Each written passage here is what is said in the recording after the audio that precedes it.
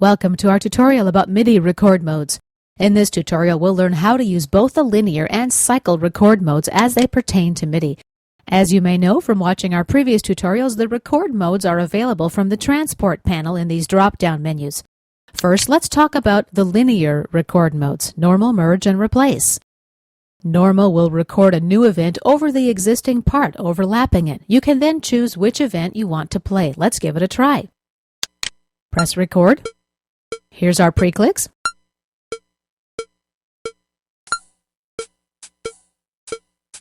I'm going to lay down some drums. Press stop. Let's have a listen. Stop. Let's try it again. We'll record right over the part we just laid down.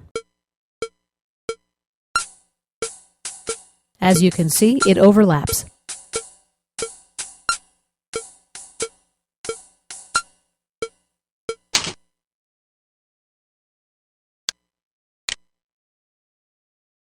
Drums_02 is our second take. If we want to listen to the first take, we can simply choose it from the To Front menu with a right click. Drums01 is our first take. Now Drums01 is our active take. Let's go back to Drums02. As you can see, in normal mode, we have all of our takes available for selection. Let's delete all these events. Now let's talk about the merge record mode. This merges the new content and the existing content into one new part. If you have a phrase too complex for you to play live, you can build it up this way, or build up a drum rhythm, for example. Let's give it a try.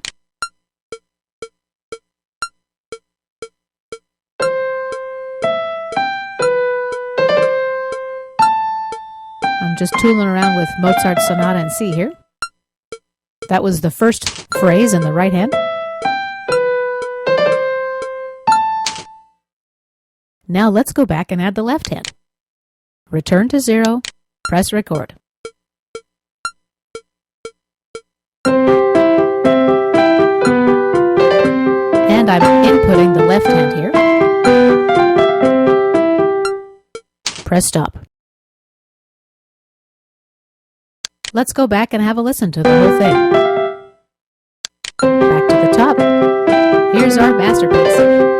It's still a little bit slow. Let's up the tempo a bit so it's more like what a pro should sound like. Now we're talking.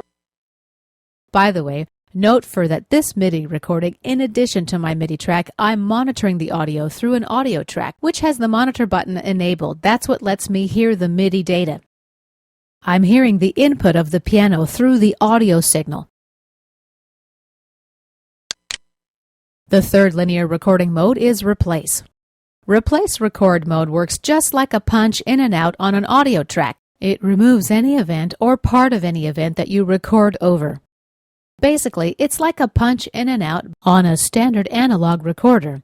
If you don't set your locators, it'll punch in and out from the time you press record to the time you press stop. Now let's review the cycle record mode options. For cycle record mode options to work, you need to be in cycle mode. This button should be enabled. It's blue or purple when active. Mix is our first option. This is like merge. Each lap mixes the events from the previously recorded events.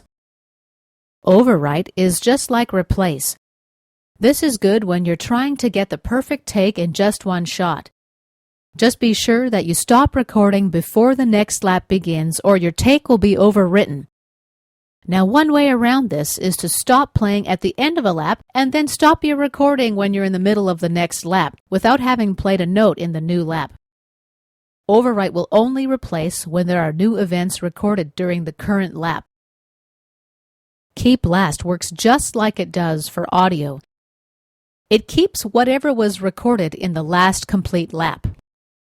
If you start playing a lap but stop before it's done, Cubase won't keep that lap. But if you complete a lap and stop during the next one, it's the last completed lap that will be kept. Now let's talk about stacked mode. The first stacked mode works just like it does for audio tracks. It stores your laps each in its own lane on the track, muting the previous take. The last recorded take will be the active take. This mode works just like how it works for audio. Stack 2 is a little bit different. It lets us build on the content you recorded in previous laps. It doesn't mute the previous laps. This is ideal when you're creating a complex rhythm or want to keep the parts separate, etc. Let's try this out. Let's try some drums. We're going to set our locators and create a 4-bar loop. Now let me adjust my MIDI track height so I can better see what's going on. I'll squish up the audio track a little bit.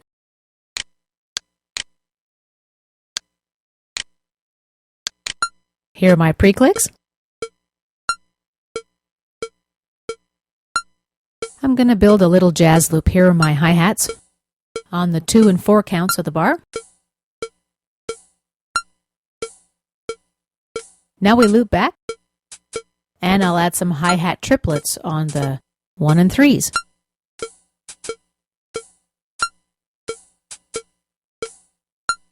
We loop back for our 3rd lap, and I'll just add a little drumstick sound, and stop. Let's have a listen. Here's our composite merged take. Stop.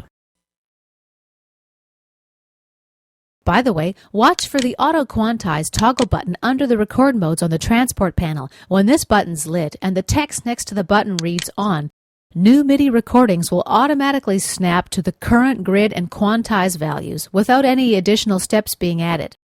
You can use this when you want to be sure that what you're recording fits well with the rhythm of a song. We're going to be covering quantizing later in this course. I just mention it here because I didn't want you to be surprised if your playback sounds different than what you played, like too metronomical or with rhythmic values that you simply didn't play. And this concludes our tutorial on MIDI record modes.